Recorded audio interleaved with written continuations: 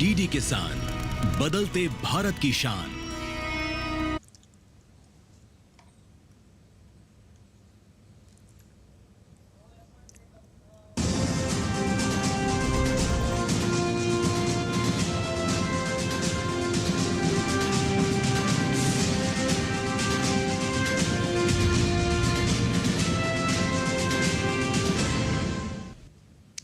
नमस्कार, स्वागत है आपका किसान समाचार में। मैं हूं रेशमा आपके साथ। आइए हेडलाइंस पर नजर डालते हैं।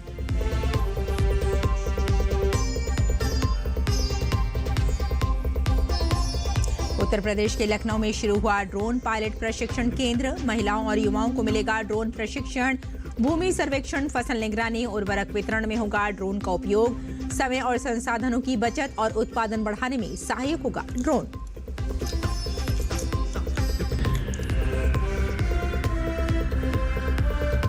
बिहार के कटिहार में आलू की खेती में लगे रोग को लेकर किसान परेशान। घने कोहरे से आलू के किसानों की बड़ी बेचैनी। लाल एवं सफेद आलू पर मंडराया पाले का खतरा। कृषि वैज्ञानिकों ने बताया रोग से बचाव का तरीका। अटल भूजल योजना के कार्यान्वयन के लिए राष्ट्रीय स्तरीय संचालन समिति की हुई 7वीं बैठक। योजना के प्रभाव को अन्य क्षेत्रों में भी किया जाएगा प्रदर्शित। सामुदायिक जागरूकता में अटल भूजल रहा प्रभावी।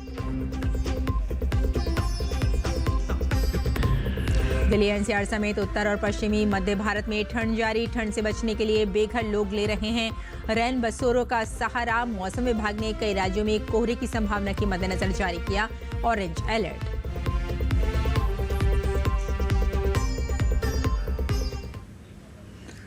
और आइए अब समाचारों पर डालते हैं विस्तार से नजर। उत्तर प्रदेश के लखनऊ में वीरवार को ड्रोन प्रशिक्षण केंद्र का उद्घाटन किया गया। ड्रोन प्रशिक्षण केंद्र का उद्घाटन प्रदेश की सहकारिता राज्य मंत्री जेपीएस राठौड़ ने किया। इस अवसर पर सहकारिता मंत्री ने कहा कि ड्रोन तकनीक ने सहकारिता क्षेत्र में एक नई क्रांति का सूत्रपात किया है। ड्रोन तकनीक से देश ही नहीं, उत्तर प्रदेश का भी विकास हो रहा है। ग्रामीण महिलाओं ड्रोन दीदियों को रोजगार तथा सक्षम बनाने के लिए प्रथम चरण में 3 बैच का एक साथ 15 दिवसीय प्रशिक्षण कार्यक्रम का शुभारंभ किया गया।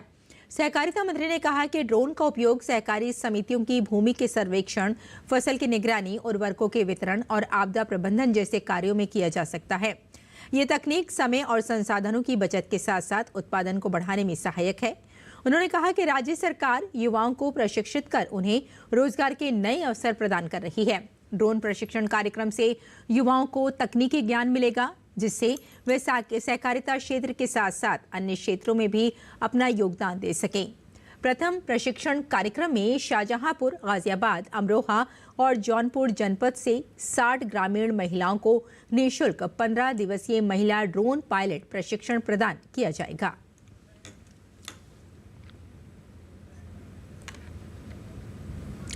अटल भूजल योजना के कार्यान्वयन के लिए राष्ट्रीय स्तरीय संचालन समिति NLSC की 7वीं बैठक केंद्रीय जल शक्ति मंत्रालय में जल संसाधन, नदी विकास एवं गंगा संरक्षण सचिव की अध्यक्षता में नई दिल्ली में आयोजित की गई। अतिरिक्त सचिव और अटल भूजल योजना के राष्ट्रीय परियोजना समन्वयक सुबोध यादव ने बताया कि इस योजना का ये 5वां वर्ष है और अब समय आ गया है कि अटल जल क्षेत्र में इस योजना के प्रभाव को अन्य क्षेत्रों में भी प्रदर्शित किया जाए।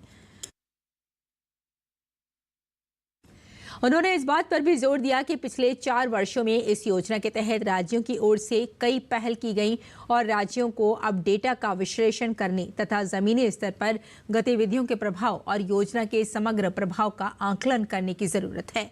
जल संसाधन, नदी विकास और गंगा संरक्षण सचिव देवश्री मुखर्जी ने इस बात पर प्रकाश डाला कि अटल भूजल योजना एक अनूठी और प्रायोगिक योजना है। इस योजना में कई समुदायों को सफलतापूर्वक शामिल किया गया है और उनकी जागरूकता की दिशा में काम किया गया है।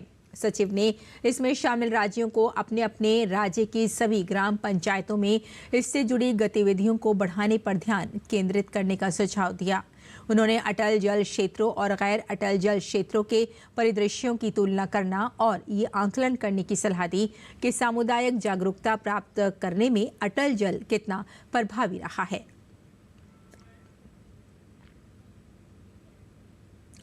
एक तरफ खनौरी बॉर्डर पर किसान नेता जगजीत सिंह डल्लेवाल का आमरण अनशन चल रहा है, वहीं दूसरी ओर शंभू बॉर्डर से किसान नेता सरवन सिंह पंधेर ने 21 जनवरी को दिल्ली कूच का ऐलान कर दिया है। किसान नेता सरवण पंधेर ने कहा कि इससे 101 किसान शामिल होंगे। उन्होंने कहा कि आंदोलन को और तेज करेंगे। शंभू बॉर्डर पर उन्होंने कहा कि देश में एमएसपी पर फसल खरीद की गारंटी का कानून आएगा। पंधेर ने कहा कि इससे पहले भी दिसंबर महीने में 3 बार दिल्ली कूच की कोशिश कर चुके हैं। किसान 6 दिसंबर, 8 दिसंबर और 14 दिसंबर 2024 को दिल्ली की ओर रवाना हुए थे, लेकिन तीनों बार हरियाणा पुलिस ने उन्हें बैरिकेड पर ही रोक दिया था।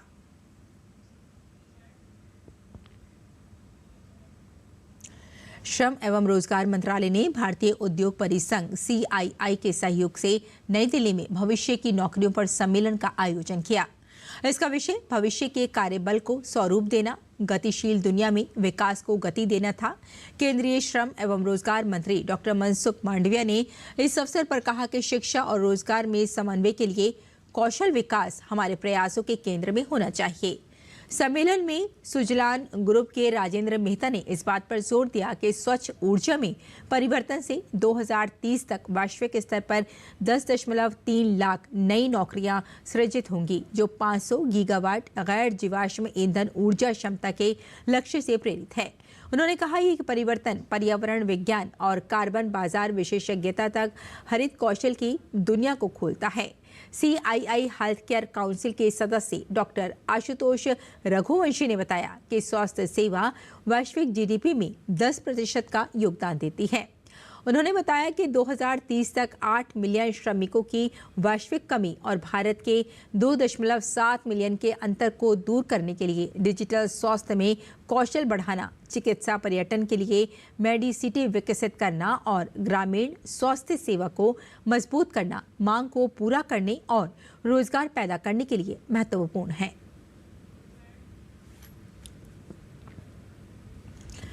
और बिहार के कटिहार में 8,000 हेक्टेयर में आलू की खेती में लगने वाली कुछ ऐसी चीज़ें सामने आ रही हैं जिससे किसान काफ़ी हद तक परेशान बताए जा रहे हैं।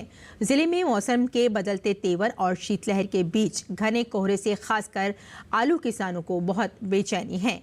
इस साल ज़िले में किसानों ने करीब 8,000 हेक्टेयर में आलू की खेती की, जिसमें साठी आलू के अलावा लाल एवं सफ़ेद आलू मुख्य रूप से शामिल हैं। नया साठी आलू तो अब बाजारों में बिकने लगा है, जबकि लाल एवं सफ़ेद आलू पर पाले का खतरा मंडलाने लगा है। बढ़ते ठंड के साथ ही आलू की फसलों में आगात और पिछात झुलसा नामक खतरनाक बीमारी का प्रकोप भी बढ़ गया है। इससे बचाव करना किसानों को बहुत ज़रूरी है, अन्यथा ये बीमारी फसल को बताया जाता है कि 70 से 80% तक नुकसान पहुंचा सकती है। ऐसे में पाले के इस संकट से नहीं उभरे तो ये घाटे का सौदा हो सकता है।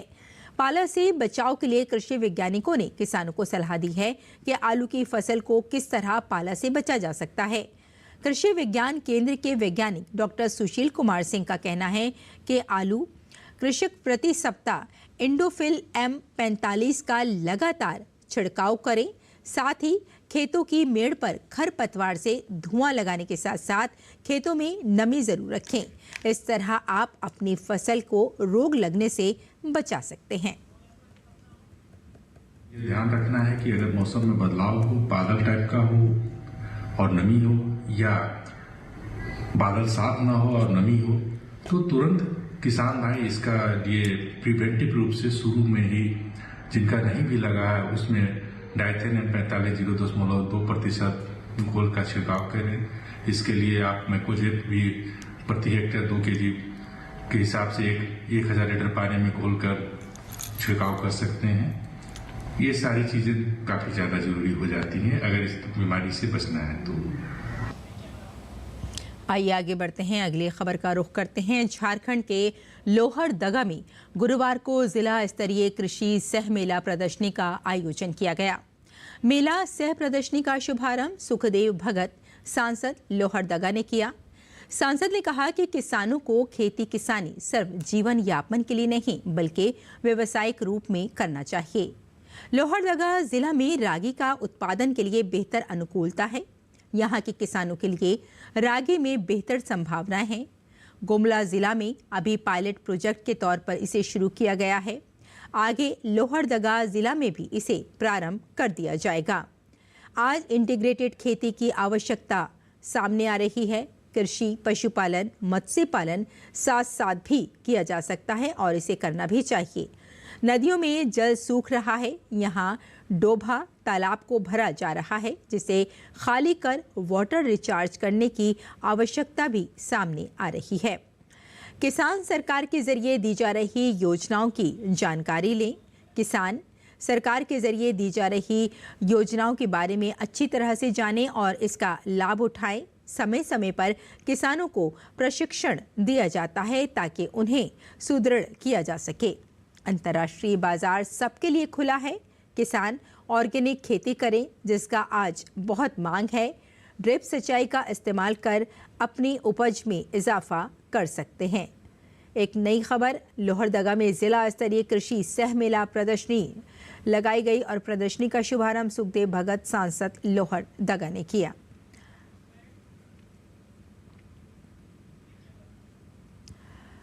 और उत्तर प्रदेश में हाथरस के सांदलपुर गांव में कृषि विभाग ने पुलिस के साथ खाद बनाने की अवैध फैक्ट्री पर छापा मारा।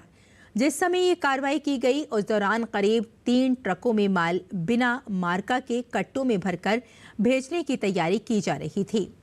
टीम के पहुंचते ही मौके पर भगदड़ मच गई और आपको बता दें कि अधिकारियों के अनुसार मशीनें व करीब 2000 कट्टे DAP, यूरिया और पोटाश के बरामद किए गए हैं।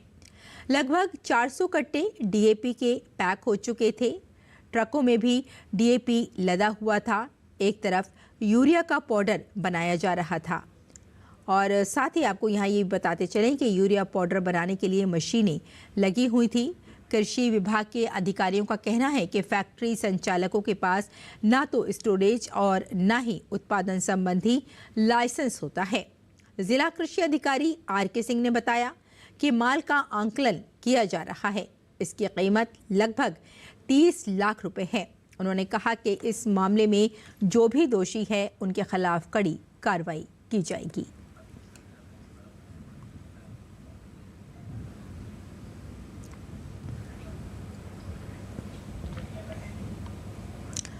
और मौसम की बात करें तो आपको बता दें कि फरीदाबाद में गुरुवार की सुबह हुई हल्की बारिश से तापमान में गिरावट दर्ज की गई है।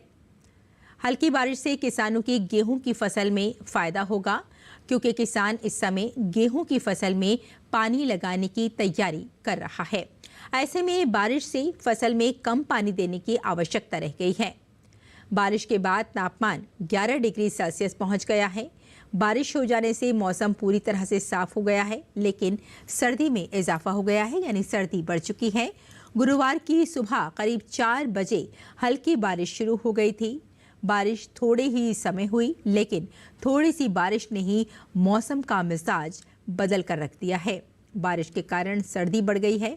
ऐसे में किसान गेहूं की फसल का फायदा होने का इंतजार कर रहे हैं।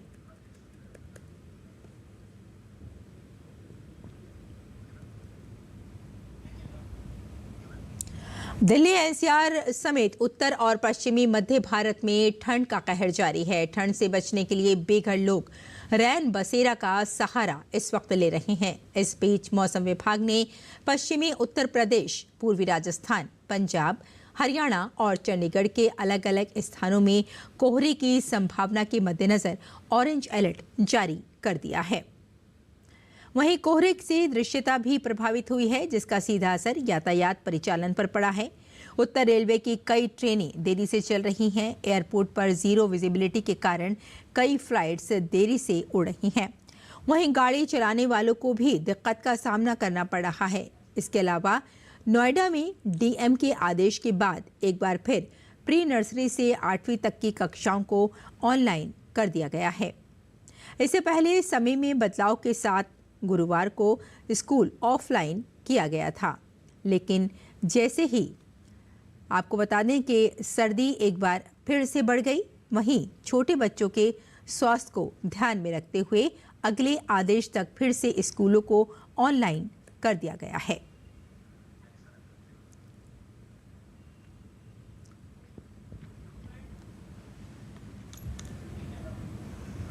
वहीं पहाड़ी इलाकों की बात की जाए तो पहाड़ी इलाकों में भी जमकर बर्फबारी हो रही है। जम्मू कश्मीर के डोडा में बर्फबारी की वजह से पूरा इलाका बर्फ की चादर से ढक चुका है। वहीं अनंतनाग का पूरा क्षेत्र सफेद चादर से लिपटा हुआ दिखाई दिया। इसके अलावा हिमाचल प्रदेश के कुल्लू, मनाली, लाहौल और स्पीति में भी जमकर बर्फबारी हो रही है। पहाड़ों पर जारी बर्फबारी का दृश्य देखने में बेहद सुंदर लग रहा है, लेकिन इस बर्फबारी से मैदानी इलाकों में और ज्यादा ठिठुरन बढ़ चुकी है।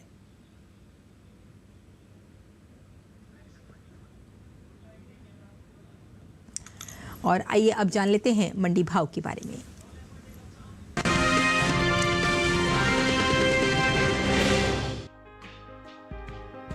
कृषि उपज मंडियों में इन दिनों चने की आवक सामान्य देखने को मिल रही है। बात हाजिर भाव की करें तो एगमार्क नेट के मुताबिक देश की अलग अलग मंडियों में चने के भाव कुछ इस प्रकार रहे।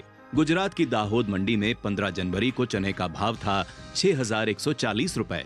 16 जनवरी को इसके भाव में 10 रुपए की मजबूती आई, जिसके बाद चने की कीमत 6,150 रुपए हो गई। इसी तरह राज्य की राजकोट मंडी में भी चने के भाव में बढ़त दर्ज की गई। यहां 15 जनवरी को चना 6,050 रुपए पर बिका। 16 जनवरी को इसके सौदों में 25 रुपए की तेजी देखने को मिली और भाव 6,075 रुपए पर जा पहुंचा। केरल की पालक्कड़ मंडी में इस दौरान चने के सौदे स्थिर भाव पर हुए। यहां दोनों दिन यानी 15 और 16 जनवरी को चना बिना किसी बदलाव के 9,600 रुपए पर बिका। राजस्थान की लालसोट मंडी में गुरुवार को चना 6,050 रुपए प्रति क्विंटल पर बिका। उत्तर प्रदेश की फैजाबाद मंडी में चने की खरीद बिना किसी फेरबदल के साथ हुई। यहां 15 जनवरी को इसका भाव रहा 7,450 रुपए, जो कि 16 जनवरी को भी 7,450 रुपए पर टिका रहा। बता दें कि कृषि एवं किसान कल्याण मंत्रालय की ओर से साल 2023-24 के लिए अंतिम अग्रिम अनुमान को जारी किया गया है, जिसके मुताबिक घरेलू स्तर पर रबी चने की पैदावार 110,39,000 टन होने का अनुमान जताया गया है, जबकि बीते साल इस दौरान रबी चने की उपज 122,67,000 टन थी। यानी इस साल रबी चने की पैदावार में 12,28,000 टन की कमी देखने को मिल सकती है, जिसका असर चने के बाजार भाव पर पड़ सकता है।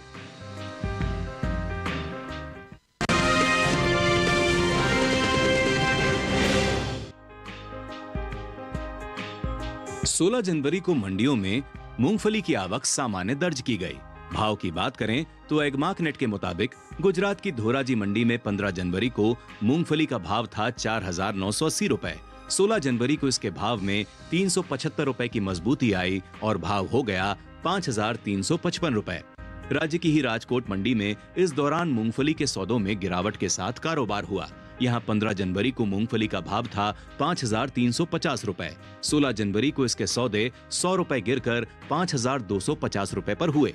हालांकि राजस्थान की बस्सी मंडी में 16 जनवरी को मूंगफली का भाव 111 रुपए उछलकर 3,900 रुपए से 4,011 रुपए पर पहुंच गया। उत्तर प्रदेश की चरखारी मंडी में इस दौरान मूंगफली का कारोबार स्थिर भाव पर हुआ। यहाँ दोनों दिन यानी 15 और 16 जनवरी को मूंगफली बिना किसी फेरबदल के 4,000 रुपए पर बिकी। इस साल देश से होने वाले मूंगफली के निर्यात में बढ़त देखने को मिली है। एपीडा के ताजा आंकड़ों के मुताबिक साल 2024-25 में अप्रैल और अक्टूबर महीने के दौरान देश से होने वाला मूंगफली का निर्यात 3,53,550 टन का हुआ है, जबकि बीते साल की समान अवधि के दौरान मूंगफली का निर्यात 3,17,772 टन का हुआ था। यानी अप्रैल और अक्टूबर महीने के दौरान मूंगफली के निर्यात में 35,778 टन का इजाफा देखने को मिला है। वहीं मूंगफली की पैदावार पर नजर डालें तो कृषि मंत्रालय की ओर से हाल ही में जारी पहले अग्रिम अनुमान के मुताबिक घरेलू स्तर पर खरीफ मूंगफली की पैदावार साल 2024-25 के दौरान 103,60,000 टन होने का अनुमान जताया गया है।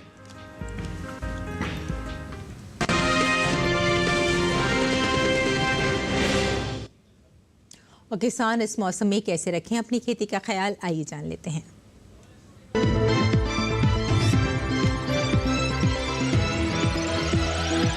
नमस्कार, आप देख रहे हैं डीडी किसान। मैं हूं एआई कृष और आज हम जम्मू कश्मीर, उत्तराखंड, पंजाब, हरियाणा और भारत के विभिन्न राज्यों में होने वाली खेती किसानी से संबंधित सलाहों के बारे में पूरी जानकारी देंगे। जम्मू और कश्मीर में इस समय मूली की पकी फसलों की खुदाई कर लें। यहाँ के किसान गेहूं, सरसों और जई के खेतों में पानी जमा न होने दें। जम्मू कश्मीर में इस समय प्याज की बुवाई की जा सकती है। उत्तराखंड में भी इस समय प्याज की बुवाई की जा सकती है। पंजाब में किसान गेहूं की बुवाई जारी रखें। साथ ही यहां के किसान सूरजमुखी, गाजर, मूली, शलगम और पालक की बुवाई भी कर लें। हरियाणा के पश्चिमी इलाकों के किसान सरसों, गेहूं और सब्जियों की हल्की सिंचाई करें। राजस्थान के किसान कपास की पकी फसलों की कटाई कर लें। वहीं दिल्ली के किसान प्याज, टमाटर, फूल गोभी, पत्ता गोभी और ब्रोकली की बुवाई जारी रखें। यहां के किसान इस मौसम में कद्दू वर्गीय सब्जियों की नर्सरी लगा सकते हैं। पश्चिमी उत्तर प्रदेश के किसान प्याज की बुवाई कर लें। वहीं पूर्वी उत्तर प्रदेश में इस समय प्याज, टमाटर, फूल गोभी और ब्रोकली की बुवाई की जा सकती है। बिहार के किसान टमाटर, मटर और आलू की समय अनुसार हल्की सिंचाई करें। ओडिशा में किसान धान की पकी फसलों की कटाई का काम कर लें। यहां के किसान इस मौसम में सभी दालों, तिलहन, सब्जियों और मसालों की बुवाई कर लें। पश्चिम बंगाल में इस समय बोरो धान की नर्सरी लगाई जा सकती है। अरुणाचल प्रदेश के किसान धान की पकी फसलों की कटाई कर लें। असम में किसान बोरो धान की बुवाई जारी रखें। यहां के किसान इस मौसम में गेहूं और सरसों की हल्की सिंचाई करें। मेघालय के किसान टमाटर और अदरक की नर्सरी लगा लें। नागालैंड के किसान सरसों की पकी फसलों की कटाई कर लें।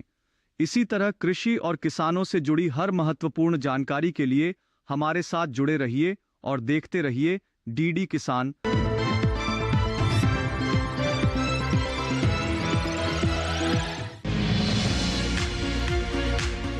इस समय पालक की बुआई की जा सकती है।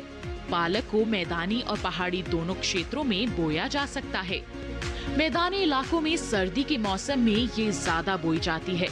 वैसे तो इसे किसी भी प्रकार की मिट्टी में बोया जा सकता है, फिर भी दोमट मिट्टी इसके लिए सर्वोत्तम मानी जाती है।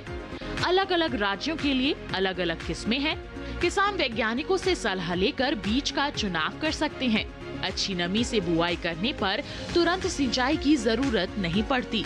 फिर भी बुआई के 8 से 10 दिन बाद सिंचाई करना आवश्यक है।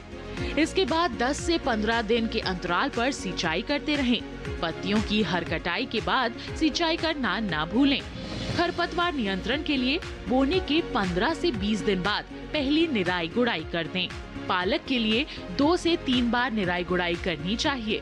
पत्तेदार सब्जियों में आमतौर पर बीमारी नहीं लगती, फिर भी अगर बीमारी लग जाए तो कटाई के बाद दवा छिड़कें ताकि पत्तियों पर दवाई का असर ना हो। वैसे पालक में सर्कोस्पोरा लीफ स्पॉट और डंपिंग ऑफ जैसी बीमारियों की आशंका रहती है। लीफ माइनर, चैंपा, माहू और इल्ली जैसे कीट पालक की पत्तियों को नुकसान पहुंचा सकते हैं।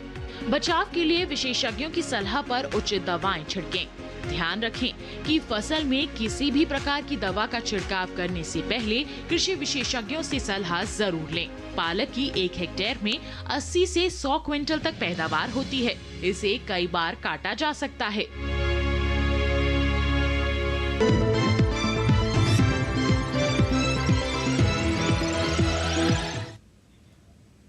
और खेती किसानी के साथ साथ आइए नजर डालते हैं कुछ और महत्वपूर्ण खबरों पर। खास खबर में राष्ट्रपति द्रौपदी मुर्मू ने वर्ष 2024 के राष्ट्रीय खेल पुरस्कार प्रदान किए। राष्ट्रपति भवन में आयोजित हुआ पुरस्कार समारोह। विश्व शतरंज champion D Gukesh, Manu Bhaker, hockey खिलाड़ी हरमनप्रीत सिंह और पेरिस पैरालंपिक खिलाड़ी प्रवीण कुमार को मेजर ध्यानचंद खेल रत्न पुरस्कार से सम्मानित किया गया। प्रधानमंत्री नरेंद्र मोदी ने आज नई दिल्ली स्थित भारत मंडपम में भारत मोबिलिटी ग्लोबल एक्सपो 2025 का उद्घाटन किया। यह एक्सपो 17 से 22 जनवरी 2025 को 3 अलग अलग जगहों पर आयोजित किया जा रहा है। प्रधानमंत्री ने एक्सपो में एक प्रदर्शनी का अवलोकन भी किया। यह आयोजन दिल्ली के 3 प्रतिष्ठित स्थलों भारत मंडपम, द्वारका के यशोभूमि और ग्रेटर नोएडा के इंडिया एक्सपो सेंटर और मार्ट में आयोजित किया जा रहा है।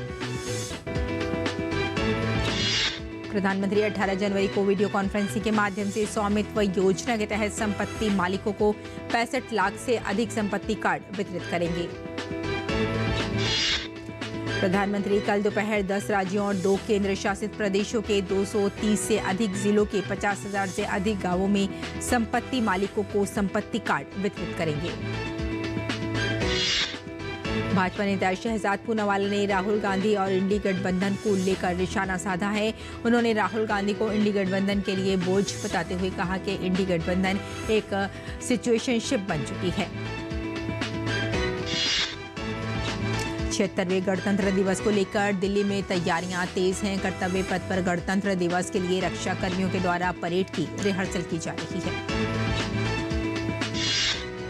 Mumbai Ahmedabad bullet train corridor पर विद्युतीकरण का काम शुरू हो चुका है। इसके तहत गुजरात में सूरत बिलीमोरा बुलेट ट्रेन स्टेशनों के बीच जमीन से 14 मीटर की ऊंचाई पर वायडक्ट पर पहले 2 स्टील मास्ट स्थापित किए गए हैं। आगरा के हरि पर्वत पुष्प विहार इलाके में स्थित मैटली वर्कर्स में अचानक बॉयलर फटने से आग लग गई। इस हादसे में 13 मजदूर पूरी तरह से झुलस गए और एक कर्मचारी की हालत गंभीर है। तो किसान समाचार में फिलहाल इतना ही। अनुमति दें। नमस्कार।